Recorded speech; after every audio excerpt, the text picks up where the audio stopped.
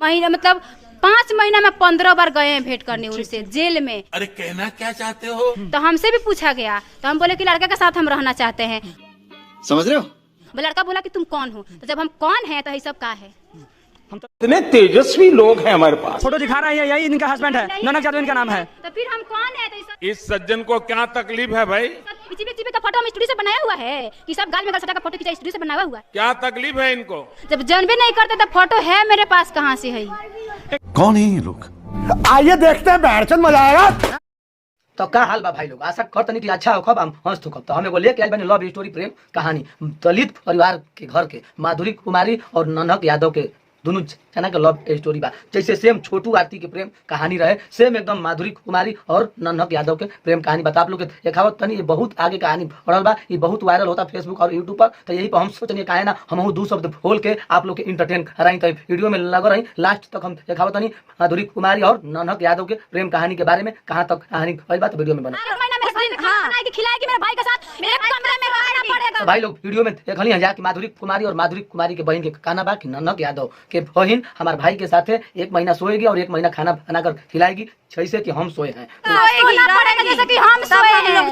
तब तक हम दोनों के कहना बा कि नहीं हमारे भाई के साथ ऐसे ऐसे करिए, तब हम केस के सुलह करब। तो भाई लोग केस बहुत आगे हो गई बा, फेसबुक यूट्यूब पर छा गई बा। तो ये मैटर के जैसे छोटू आरती का कहानी रहे सेम वही थोड़े बा। तब वीडियो के आगे तक देखी जाए, आगे तक कहाँ तक केस सुलह होके मेरा बहन सोई है, भाई के साथ सोए हम लोग रखेंगे। तो देख लो जा भाई लोग, माधुरी कुमारी के बहन सच्चात कहती है कि जैसे हमारे बहन सुतल बिया वही तरह ओकर बहन सुती हमनी के अपना घर में रखल जी। तो भैया गांव समाज के देखते हुए आजकल ये चलता। तो ये वीडियो बहुत भैया वायरल होता है। हम एक पर बना के कुछ आप लोग इंटरटेन कराएं। तो भैया वीडियो में आगे अगर रही आगे तक ऐसे बात होना था कि बिगड़ा था, तो वीडियो मेरे को रही आगे हम दिखाओ। ससुर भी ननद भी जो सेट कराई थी, जो सेटिंग कराई, जो संपर्क कराई तो देख लो जा भाई लोग, माधुरी कुमारी सच्चात कहती है कि ससुर भी या ननद भी हमके माने ओइजा पकड़ के मार पीट के माने कि कोनो हालत में ना छोड़ना जा, इनका के माने कि मुआवे का फेरा में रहन लोग। ई बेचारी बच गई। आज ही मुकाम भैया कि आके ननक यादव के द्वार पर धरना देले बिया कि आज हम उनका घर में रहब, उनका साथे रहब, हमरा से शादी कइले बानो। तो ये कहानी पहुंचल बा। अब आगे वीडियो में देखा जा कि कहानी का होता टे, ये सुलह होता कि का होता। ननक यादव आवत न घर छोड़ के भाग गेल बानो,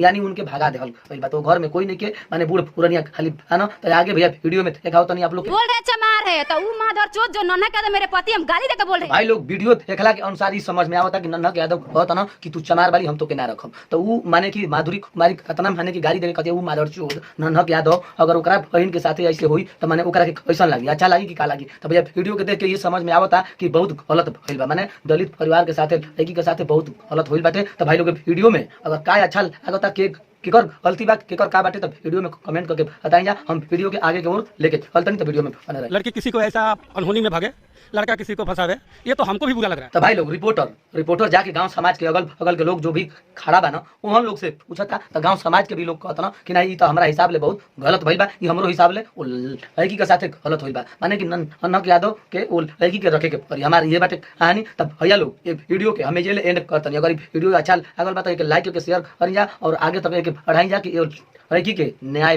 मिले। तब भाई लोग इस चैनल पर अगर नया आनी तो लाइक करके और यूट्यूब चैनल के सब्सक्राइब करें और पेज पर आनी तो पेज के फॉलो करें। फिर कोनो दूसरा वीडियो लेके तब तक के लिए नमस्कार, प्रणाम, धन्यवाद।